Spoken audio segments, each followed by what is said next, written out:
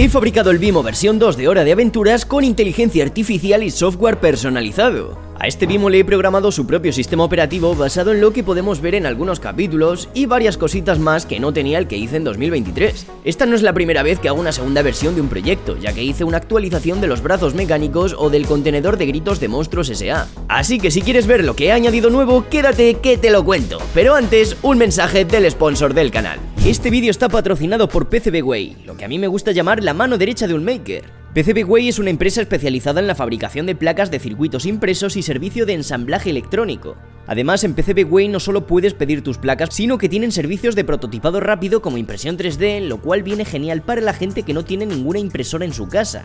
Además de mecanizado CNC por si quieres hacer cositas en diferentes materiales, o impresión 3D en metal e incluso inyección en molde, que esto último me parece una pasada. Realmente es que con PCBWay puedes hacer todo el proceso para fabricar algo, desde la fase del prototipo hasta la fase final del proyecto. Así que dicho esto, vamos con el vídeo de hoy.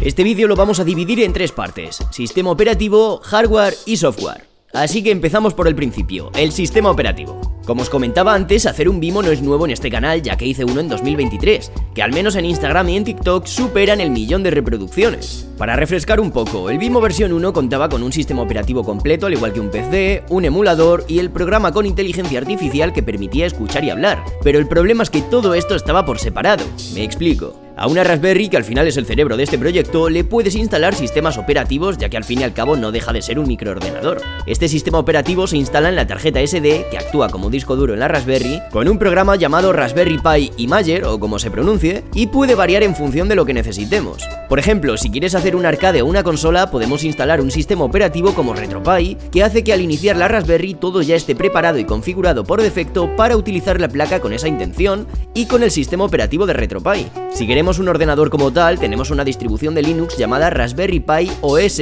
que básicamente es una versión modificada de Linux para adaptarse a Raspberry. Esto hace que al encender la placa pues nos encontremos con un escritorio, una barra, carpetas, programas, un sistema de ventanas, etc. Vamos, un ordenador completo. Pues esto es lo que hice en 2023. Instalé el Raspberry Pi OS para darle apariencia de ordenador, cambié la paleta de colores a verde, le puse un fondo de pantalla de Vimo dormido, le instalé un emulador normal y le programé un código con la API de ChatGPT con reconocimiento de voz y un TTS, o sea, la capacidad de pronunciar texto. Así que esto ya hacía que nos pudiésemos comunicar con él. Como veis, tenía la esencia del Vimo porque al final es un PC con juegos con el que podemos hablar, pero es que no tenía su propio software y eso es algo que quería cambiar en el nuevo. Para esto podemos hacer algo bastante guay y es diseñarle un sistema operativo desde cero como el que tiene la nueva versión. Pero claro, esto tiene truco y ahora veréis por qué. Con el Raspberry Pi Imager que os comentaba antes, además de instalar sistemas enfocados a las cosas que necesitamos, también podemos instalar uno vacío. Este sistema no incluye escritorio ni prácticamente nada, de hecho es únicamente una terminal de Linux vacía sin absolutamente nada. Así que esto nos da margen para hacer lo que queramos. En la versión de 2023 lo que tenía programado era un código en el escritorio que al iniciarlo se veía la cara de Vimo y ya se conectaba con ChatGPT, pero en la nueva versión el código inicia automáticamente al encender el Vimo sobre el sistema operativo vacío y ya no es únicamente su cara con la IA, sino que es un menú que simula un escritorio. Aquí está programado que este escritorio tenga unas imágenes que actúan de carpetas y estén programadas algunas cosas como que se puedan mover, que se puedan seleccionar todas juntas o que haga falta un doble clic para abrirse cada carpeta. De hecho, alguna cosita inicia ventanas y es que tanto esto como todo lo demás no dejan de ser imágenes que he diseñado una por una y que están programadas juntas para que dé la sensación de ser un sistema operativo estilo Windows. De esta forma puedo hacer absolutamente lo que yo quiera a imagen y semejanza de la serie. Visto esto, ya podéis entender más o menos cómo está hecho y cómo funciona el sistema de fondo. Ahora vamos con lo siguiente, el hardware. A diferencia de la primera versión que estaba lijado y pintado por encima, este está únicamente impreso con los colores que tocan, lo cual nos evita que se salte la pintura ya que los colores son los que son. La base está impresa del tirón con filamento turquesa y luego aparte tenemos los botones, los brazos y las piernas. El cerebro de este proyecto, como ya os había comentado, es una Raspberry Pi 4 con una pantalla de 5 pulgadas. A diferencia de la primera versión que utilizaba HDMI para la pantalla, esta Raspberry va conectada a la pantalla por DSI, que significa Display Serial Interface, y es este flex blanco que veis aquí.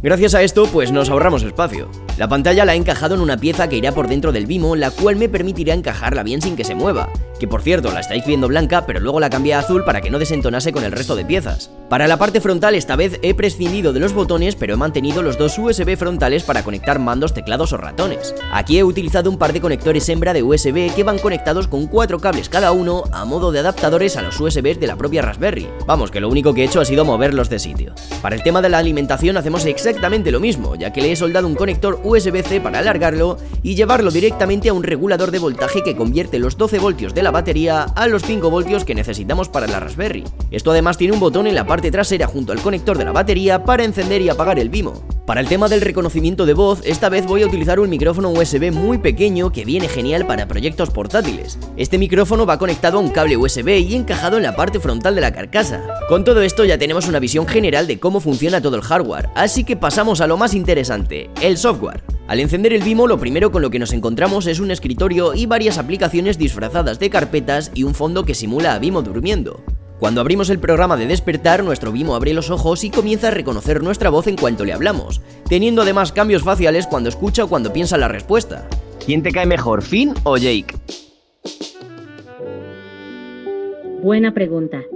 Megafinn es súper sabio y poderoso, pero Jake es leal, divertido y tiene poderes de estiramiento muy útiles.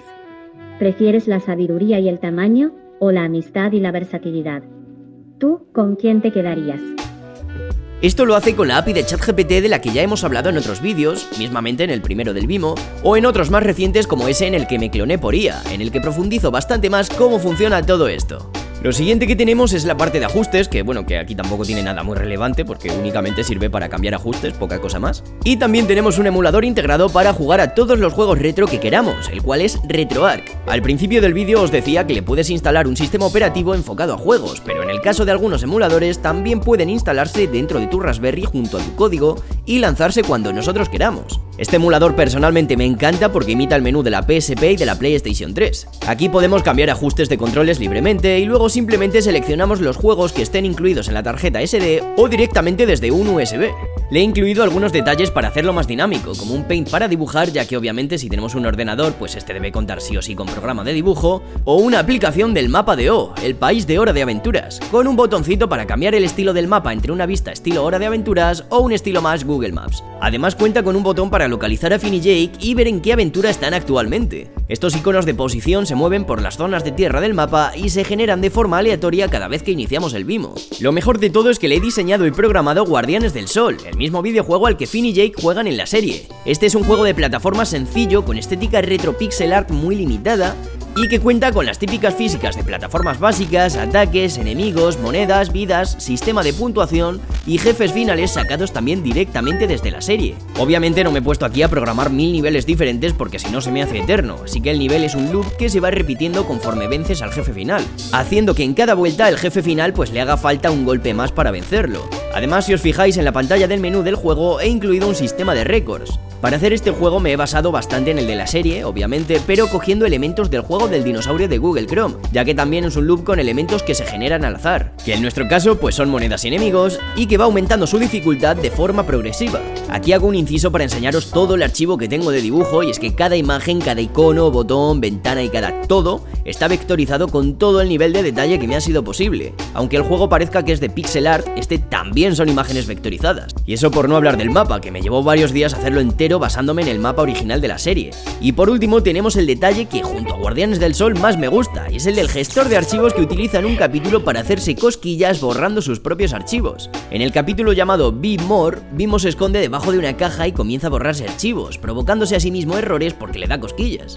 Cada vez que borra un archivo se glitchea mientras se ríe y vuelve a seguir borrando archivos, hasta que borra un archivo de sistema importante y se fríe por completo, haciendo que caiga enfermo y que no pare de tener errores continuos. En el caso de mi Vimo pues he programado exactamente lo mismo. Al abrir la carpeta de archivos se abren dos ventanas con archivos que por cierto se pueden mover y las cuales nos permiten arrastrarlos hasta la papelera, haciendo que genere errores básicos con risas cada vez que borramos uno normal o un error crítico al borrar el archivo de sistema principal, que fríe literalmente a Vimo dejándolo con errores permanentemente en el fondo de pantalla o cada vez que iniciamos la inteligencia artificial para hablar con él. Así que con todo esto he creado la versión 2 de Vimo de Hora de Aventuras.